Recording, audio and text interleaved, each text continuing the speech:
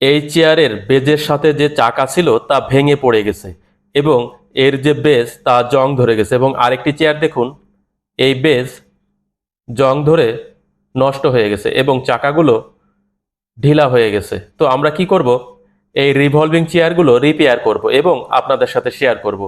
তো কয়েকটি চেয়ার রয়েছে এখানে, আমরা দুটি বেজ পরিবর্তন করব, তার সাথে চাকা পরিবর্তন করব। এই বেজগুলি লোকাল চেয়ারের দোকানে পাওয়া যায়। দেখেন আমরা চাকাও নিয়ে আসছি। তো একটি চেয়ারের জন্য 5টি চাকা প্রয়োজন হবে এবং আমাদের কাছে যে চাকাগুলো রয়েছে পুরাতন, সেগুলো আমরা কাজে লাগাবো। তো এখানে মোট 4টি চেয়ার রয়েছে। রিভলভিং চেয়ারের বেজের যে মার্কিং রয়েছে সেটা আমি আপনাদের দেখাচ্ছি। বেজের কয়েকটি কোয়ালিটি রয়েছে। আপনারা এই ধরনের যদি স্টেনলেস স্টিল বেজ কিনে থাকেন তাহলে 1200 টাকার ভিতরে পেয়ে যাবেন। কিভাবে বেজ ফিটিং করতে হবে এবং পুরাতন বেজ খুলতে হবে সেটা আমি আপনাদের দেখিয়ে দেব। এই যে চাকাগুলি দেখছেন, এই চাকাগুলির যে শ্যাফট রয়েছে তার সাথে একটি সার ক্লিপ রয়েছে। ওই সার ক্লিপ বেজের যে বুশ রয়েছে সেখানে ঢুকিয়ে দিতে হবে। কিভাবে ঢুকাতে হবে আমি আপনাদের দেখিয়ে দিচ্ছি। ওই যে সার ক্লিপ দেখা যাচ্ছে, ওই সার ক্লিপ এই বুশের ভিতর ঢুকিয়ে দিলেই লক হয়ে যাবে। একটু প্রেসার দিলেই ঢুকে যাবে। তো যদি হাত দিয়ে না ঢুকানো যায়, হালকা একটু বাড়ি দিতে হবে হ্যামার দিয়ে। অবশ্যই একটি ড্রাইভার ব্যবহার করতে হবে, ড্রাইভারের উপরে বাড়ি দিতে হবে। আমি ফ্ল্যাট ড্রাইভার ব্যবহার করছি, দেখেন 2 বাড়িতেই ঢুকে গেছে, ওই যে বুশের ভিতরে ঢুকে গেছে এবং এর যে সার ক্লিপ রয়েছে সেটা ওখানে লক হয়ে যাবে। আরেকটি দেখুন, এই যে এভাবে রেখে হালকা একটু প্রেসার দিলেই ঢুকে যাবে। এই যে হালকা একটু বাড়ি দিয়েছি, তো জোরে বাড়ি দিলে চাকা ভেঙে যাবে। এইভাবে মূলত রিভলভিং চেয়ার বা অফিস চেয়ারের যে বেজ রয়েছে তার সাথে চাকাগুলি ফিটিং করতে হয়। তো কিছু বেজ রয়েছে যেটা লাইলন বেজ, আমরা স্টেনলেস স্টিল বেজ ব্যবহার করছি কারণ এই ধরনের বেজ দীর্ঘদিন ব্যবহার করা যায়, জং ধরে না এবং বেঁকে যায় না।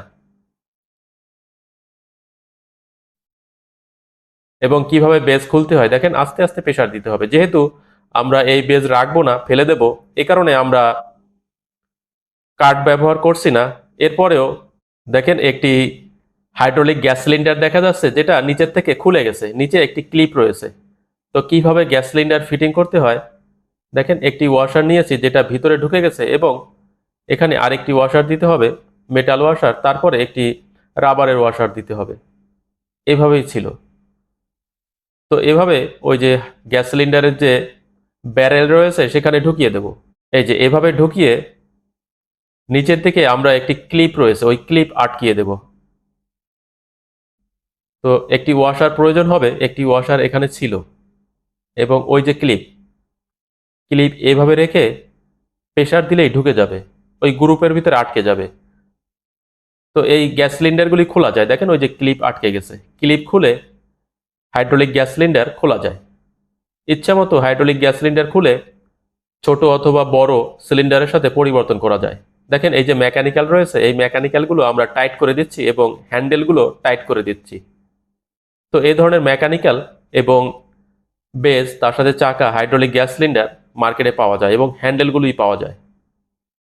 খুবই সহজ। দেখেন বেজের সাথে আমি হাইড্রোলিক গ্যাস সিলিন্ডার রেখেছি এবং ওই যে মেকানিক্যাল রয়েছে, মেকানিক্যালের গ্রুপের ভিতরে গ্যাস সিলিন্ডার ঢুকিয়ে এভাবে রেখেছি। বাস এতটুকুই কাজ ছিল। এবার এখানে যদি বসা হয় তাহলে লক হয়ে যাবে, এটা আর খুলে আসবে না। এভাবেই মূলত হাইড্রোলিক গ্যাস সিলিন্ডারের সাথে বেজ এবং মেকানিক্যাল ফিটিং করতে হয়। এবং চাকাগুলো কিভাবে খুলতে হয় দেখেন, ওই যে একটি ফ্ল্যাট ড্রাইভার নিয়েছি, তার সাথে ওই যে সার ক্লিপ রয়েছে, চাকার শ্যাফটের সাথে যে সার ক্লিপ থাকে সেখানে লিভারের মতো রেখে আমরা প্রেসার দিয়েছি। দেখেন এই যে খুলে গেছে এবং একটি চাকা নিচের থেকে খুলে গেছে, শ্যাফট থেকে গেছে, সেটাও কিভাবে খুলতে হয় আমি আপনাদের দেখিয়েছি। এবং এই চাকাগুলি এভাবে ফিটিং করতে হবে যেটা পূর্বে দেখিয়েছি। এগুলোই মূলত কাজ ছিল। তো আমরা বেশ কয়েকটি চেয়ারের কাজ করছি, এ কারণে প্রত্যেকটা অংশ আমি আপনাদের দেখাচ্ছি। ওই যে শ্যাফট খুলে গেছিল, শ্যাফট প্রথমে বসিয়ে নিয়েছি এবং শ্যাফটের নিচের দিকে চাকা এভাবে প্রেসার দিলে লক হয়ে যাবে। দেখেন লক হয়ে গেছে। তো আমাদের কাছে পুরাতন কিছু হাইড্রোলিক গ্যাস সিলিন্ডার রয়েছে, যেগুলো মাঝে মধ্যে আমরা পরিবর্তন করে থাকি ব্যাকআপ দেওয়ার জন্য যদি প্রয়োজন হয়। তো এইভাবে মূলত রিভলভিং চেয়ারের পার্টসগুলি পরিবর্তন করা হয়।